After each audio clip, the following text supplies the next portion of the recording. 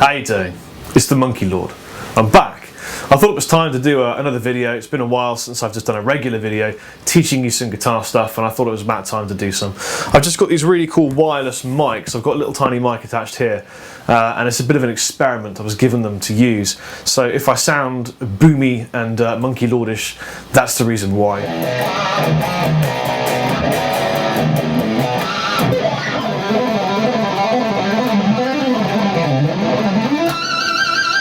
I thought I'd discuss pick squealing.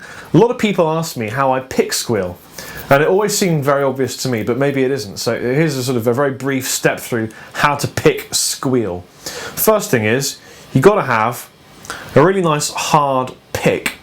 Now I'm using Brit Picks. Brit Pick is the only company that makes recycled plastic plectrums, and I'm proud to say they're British. So go out and get 1,000 Brit Picks, and they'll see you good. So Brit Picks are great because they're really thick. This is a 2mm pick. It doesn't bend at all. You know, you could probably balance maybe a small hippo on a platform made of Brit Picks. It would be fine. But for the purposes of pick squealing, you need a thick pick, basically. The second thing is, when you hold your plectrum, you want to have a tiny bit of pick sticking out. You don't want to have like a bloody rowing paddle. That's just ridiculous. You want to have a tiny bit of pick sticking out. And the reason is this. When you pick your string, imagining this is a string, as you pick the string, you need your thumb flesh to touch the surface of the string after the pick goes through.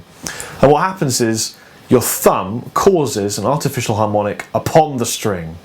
So here is, for example, here is just a pick. And if I dip my thumb into it, you get a squeal. So all that happens is I pick the string, thumb touches the string, causes a squeal. Here's how to do it with a technique demo. So basically, got a pick here. I want my thumb to angle down, not straight up, but slightly down. I've noticed that this just helps to get the flesh of my thumb rubbing against the string. I don't know why, but it does. The next thing is, when you pick your string, don't pick and come away.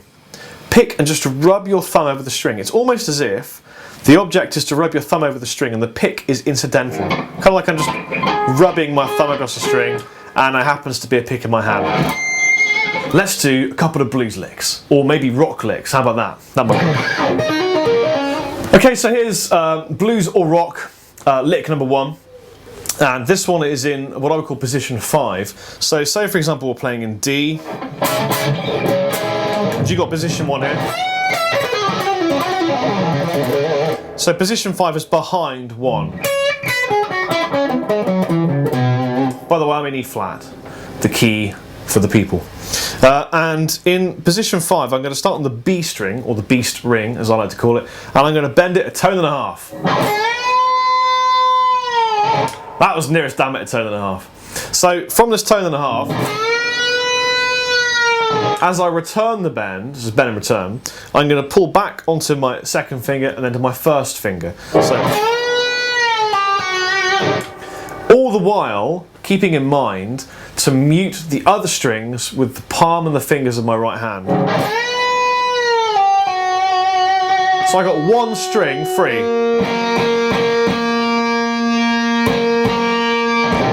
I just realised I shouted and probably don't need to because I've got this little mic here. Oh, I probably sounded like a right retard.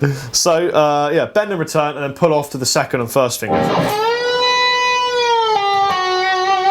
Then I'm going to go to the G string, slide up a tone into position 1 and bend up.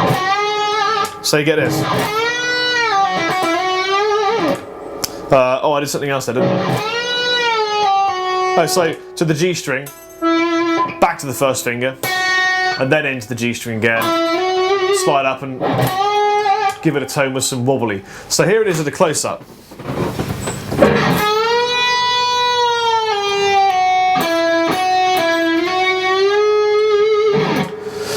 And here it is, faster. You can do a few of these. You could even start bending it if you want to. And when you're in 1, you could do some scoopy around stuff and make it a bit of fun.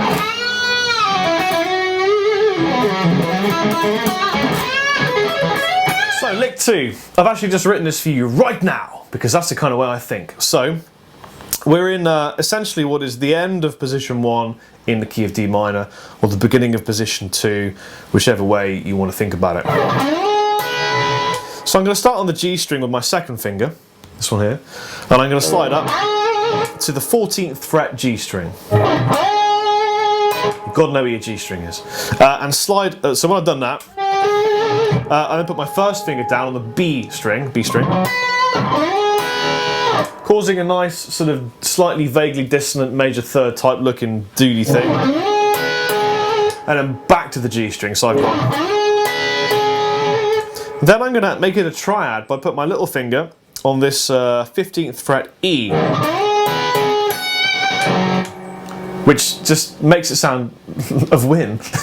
So once I've slid up and done my G string note, B string 13, back to the G string on the 14th, 15th fret E, I'm then going to, leaving this G string note down, put my first finger on the 13th fret E. So I've then gone in a sort of pseudo sweet child type weirdness. And then I'm going to keep the second finger down and slide it up a tone. Put my first finger back down on the B string, back to the G string, and then I'm going to hit this note on position 3, which just sends it off to heaven or somewhere like that. So here's the lick in its wonderful entirety.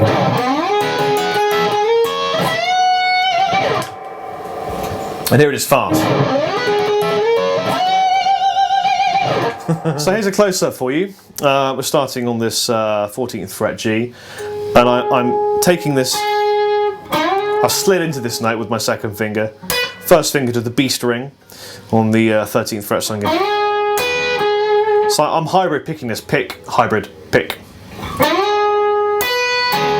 Little finger to the 15th, E, which I'm using this finger to pluck, back to the G, and then the 13th fret E.